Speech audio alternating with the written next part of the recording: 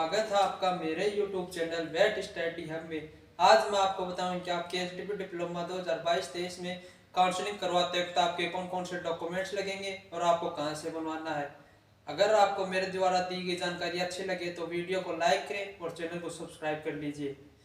इस चैनल पर दोस्तों आपको एचडीपी डिप्लोमा से एडमिशन से लेकर कॉलेज अलॉटमेंट तक संपूर्ण जानकारी आपको दी जाएगी। चलिए दोस्तों वीडियो को स्टार्ट करते हैं। जैसा कि दोस्तों आप देख सकते हैं कि आपकी काउंसलिंग करवाते वक्त कौन कौन से डॉक्यूमेंट लगेंगे जो आपके सामने है।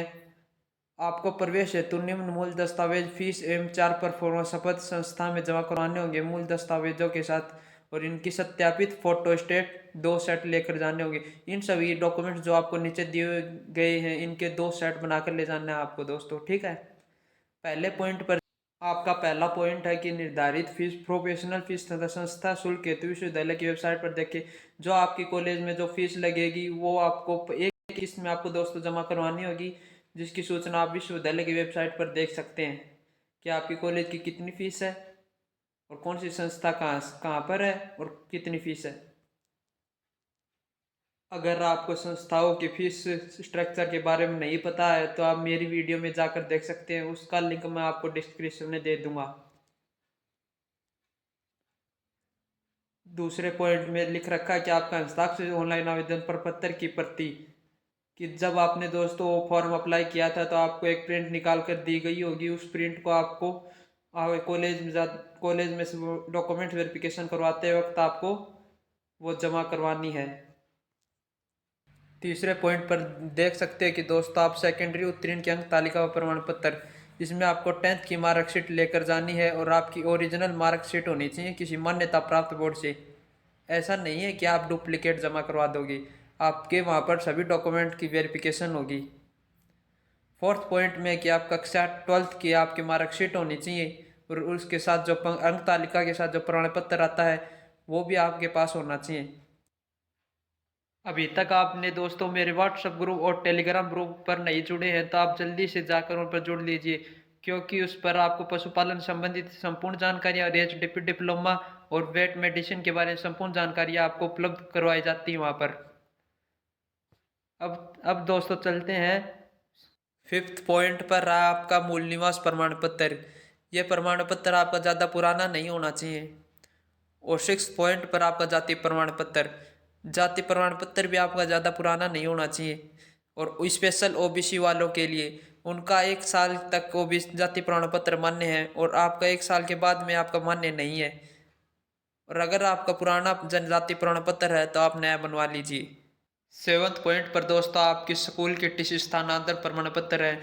अभी आपने 12th की है तो आपके उसके साथ आपको एक स्थानांतरण प्रमाण पत्र जो आप ट्रांसफर सर्टिफिकेट भी कहते हैं वो आपको दिया होगा, वो आपको डॉक्यूमेंट वेरिफिकेशन के समय ले जाना होगा। और यदि आप कॉलेज कर रहे हैं तो आपको वहाँ से भी आपको स्थानांतरण प्रमाण पत्र बनवा के जमा करवाना होगा। एट्थ पॉइंट है कि आपको अंतिम अध्ययन की किसी शिक्षण संस्था के प्रधानाध्यापक प्रिंसिपल द्वारा चरित्र प्रमाण पत्र बनवाना होगा। यदि आपने अभी अभी 12th की है तो आपको चरित्र प्रधानाध्यापक के द्वारा आपके स्कूल के प्रधानाध्यापक के द्वारा आपको चरित्र प्रमाण पत्र बनवाना होगा, ठीक है दोस्तों। और 9th पॉइंट पे है कि बोर्ड विश्वविद्यालय का द्वारा जो माइग्रेशन जो प्रमाण पत्र आपको एक दिया जाता है जो आपके 12th की मार्कशीट के साथ आता है, आपको वो भी जमा करवाना होगा, माइग्रेशन सर्टिफिकेट। और 10th पॉइंट है दोस्तों आपके परफॉर्मा 1 से 5। इनमें एक परफॉर्मा तो स्टूडेंट के डिक्लेरेशन का होता है, एक परफॉर्मा पेरेंट्स के डिक्लेरेशन का होता है और एक कॉलेज के डिक्लेरेशन का होता है। और फोर्थ परफॉर्मा आपका हेल्थ सर्टिफिकेट होता है। और फिफ्थ परफॉर्मा आपके ओबीसी वालों के लिए जिनका जाति प्रमाण पत्र 1 साल से ज़्यादा पुराना है उनको फिफ्थ वो परफॉर्मा बनवाना होता है। और इन परफॉर्मा के बारे में आपको अलग से एक वीडियो बनाकर आपको बता दूंगा कि आपको कहाँ से बनवाने हैं। चलिए दोस्तों अब नीचे कुछ इंपॉर्टेंट बातें पढ़ लेते हैं जो नोट्स के रूप में नीचे दी गई है। जैसा कि दोस्तों फर्स्ट पॉइंट में दे रखा है कि आपके 2 से 6 डॉक्यूमेंट्स होने अत्यंत आवश्यक हैं आपके जब काउंसलिंग के लिए जब कॉलेज में आप जाओगे। 2 से 6 में जिसमें आपका ऑनलाइन आवेदन की प्रपत्र प्रति होनी चाहिए, 10th की मार्कशीट होनी चाहिए, 12th की मार्कशीट और जाति और मूल प्रमाण पत्र तो आपके होने ज़रूरी है। यदि इनके बाद आपके जो डॉक्यूमेंट्स हैं उनको आप, अगर इनके अलावा आपके कोई डॉक्यूमेंट्स में कमी है तो आप कॉलेज के प्रोफेसर को एप्लीकेशन देकर आप रिक्वेस्ट कर सकते हैं कि मैं कब तक अपने डॉक्यूमेंट जमा करवा दूंगा। वो कॉलेज वालों पर डिपेंड है कि आपकी रिक्वेस्ट एक्सेप्ट करें या नहीं। सेकंड पॉइंट में दे रखा है कि आपके मूल दस्तावेजों में यदि किसी प्रकार की गलती पाई जाती है और उसकी जांच हो जाती है तो आपको योग्यताधारित पाठ्य प्रवेश में योग्यताधारित नहीं माना जाएगा और आपका प्रवेश निरस्त कर दिया जाएगा। थर्ड पॉइंट है कि दोस्तों आप विश्वविद्यालय बिना किसी कारण बताए भी अस्थायी प्रवेश निरस्त कर सकता है।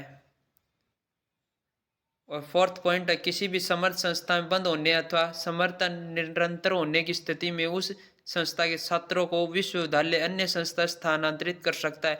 विश्वविद्यालय के इस प्रकार के निर्णय को छात्र द्वारा स्वीकार करना बाध्यता होगी। कि फोर्थ पॉइंट में आपको मैं सरल शब्दों में बताता हूँ कि अगर आपके किसी संस्था में कॉलेज की सभी सीटें कंप्लीट हो जाते हैं तो उसमें स्टूडेंट को दूसरी कॉलेज में भी विश्वविद्यालय स्थानांतरित कर सकता है और वो बात आपको माननी होगी। फिफ्थ पॉइंट है कि आपको संस्थाओं की सूचना वेबसाइट पर भी उपलब्ध है। आपकी सभी संस्थाओं की सूचना राजवास के ऑफिशियल वेबसाइट पर उपलब्ध है। सिक्स्थ पॉइंट है कि आपको संस्था आवंटन विद्यार्थी की मेरिट आरक्षण श्रेणी व संस्था हेतु विद्यार्थी द्वारा फार्म में दी गई संस्था पसंद के आधार पर किया जाएगा। इसमें किसी भी श्रेणी की सीटें रिक्त स्थानों पर परिवर्तन की कोई प्रार्थना स्वीकार नहीं की जाएगी।